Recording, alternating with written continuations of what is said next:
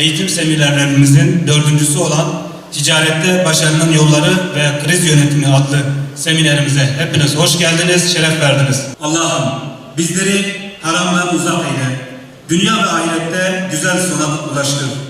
Başkalarına el açtırma, alan değil veren el olmayı bizlere nasip eyle. İş bilirsen bileyim, lisan bilmediğim için kıymetim yarı yarıya düşüyor. Esnaf ve Sanatkarlar Odası olarak eğitime çok önem veriyoruz. Bugün seminerlerimizden dördüncüsünü gerçekleştiriyoruz. Sayın tüccarlar ve esnaflar, oda yönetimi olarak amacımız ve hedefimiz üyelerimizin ticaretlerini sistemli, planlı, programlı ve profesyonelce yapmalarıdır. Elbette içimizde yapanlar vardır. Başarılıdırlar ve başarı yakalamışlar. Kendilerini tebrik ediyorum. Ama bunu daha da ileri taşıyabiliriz. Bizler ne kadar sistemli çalışırsak başarılı olma ihtimalimiz ve rekabet gücümüz artar.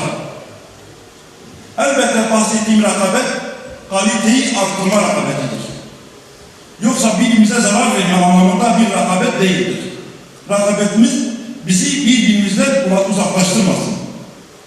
İşbirliği içinde olan ve beraber çalışma kültürünü geliştirelim. Ortaklıklar yapalım. Ortaklıklar, birliktelikler kuvvet oluşturur ve başarı getirir. Buradan tüm esnaf, sanatkar ve tüccarlara sesleniyorum. Bu seminerleri küçük ve basit görmeyin. Lütfen. Bu seminer yaptığımız işleri geliştirecektir. Gençlerinizi, çocuklarınızı yönlendirin ve gönderin bu seminerlere.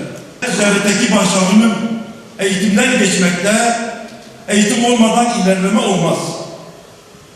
Biz de bu yüzden eğitime önem veriyor ve düzenli olarak seminerler organize ediyoruz.